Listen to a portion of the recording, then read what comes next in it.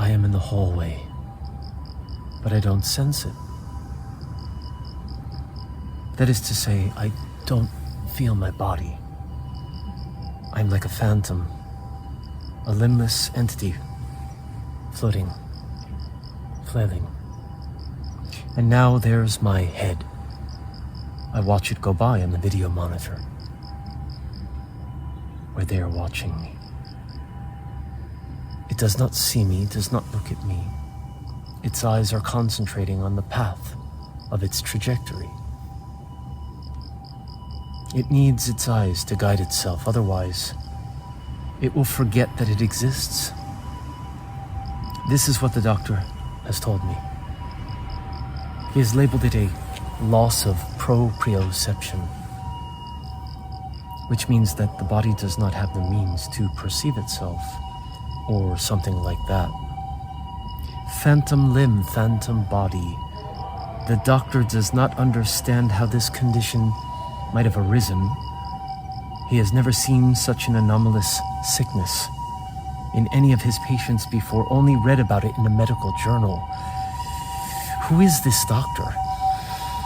And what can he do to help? He seems to be grasping at illusory straws. No advice for me. No clue what to do. No help at all. The body, my body, can hardly keep from falling over itself.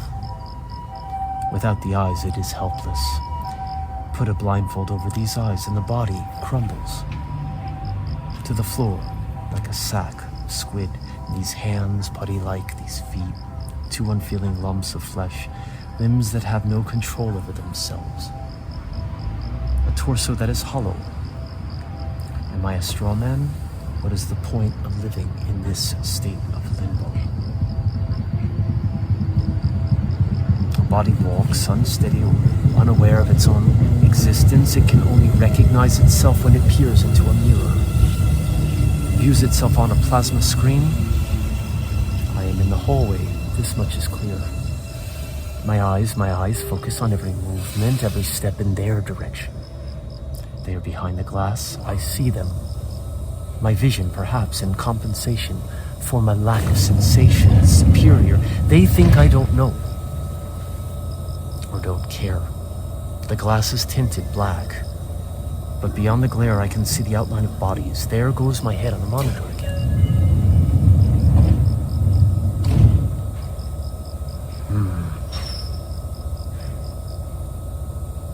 It's swaying on a gelatinous neck that only exists as an image, as a reflection, as an afterthought. It only has eyes for itself. The body moves forward, awkward, unaware of its awkwardness. The eyes are aware, but they too are concentrated on their effort to move the body in order to judge. What would happen if the body were to fall into the glass? Would the glass shatter first, or would the body? The doctor does not know what to do. He shakes his head, he opens his mouth, then he closes it. He is perplexed, dumbfounded by this enigma before him. He can only refer to his notes, which are as useless as this body without eyes. We talk in the cramped office. He performs various tests, all of which I fail. He has me close my eyes. He watches me tumble to the floor. He takes more notes. I don't feel a thing. The exercise is useless, intrinsically, and yet we continue like this for months and months. Why should I care? I'm just an empty vessel, an after image of what I once was, or was I once? By all rights, I should kill myself. What keeps me alive? Hope? No. What then? Pride? Fear? Perhaps? Could the eyes ever will the body to suicide? It would take a great deal of effort, without a doubt. But would death be preferable or simply comparable to this state of disembodiedness? Would it bring me peace and stillness, or simply more struggle?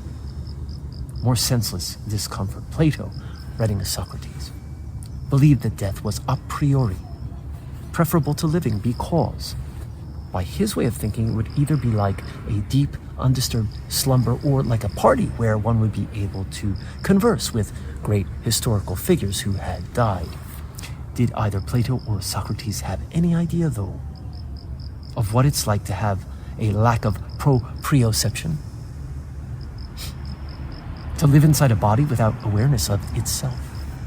Could this not be the fate of all who die once the consciousness leaves its shell? How is a man to know whether the world ends with a bang or with a whimper? The doctor doesn't have any clue. That's for sure. He doesn't know what to do with me other than to capture me on video and to observe. And they all just observe. Just as that head of mine observes the simulacrum of itself.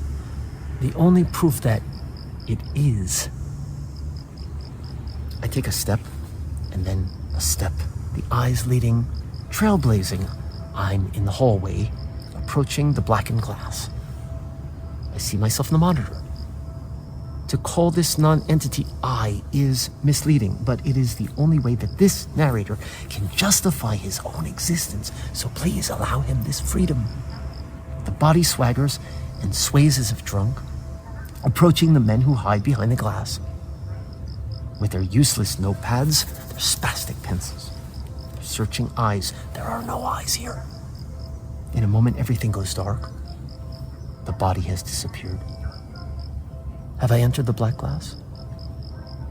Or is this another realm entirely? The doctor's voice rings out in a tone I've not heard before. Panic.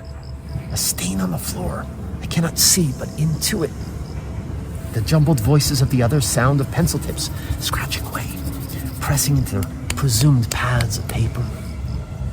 Then a phantom silence.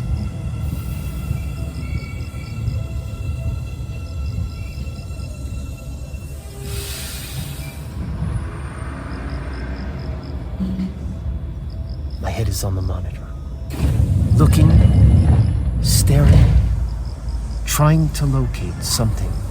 It is lost.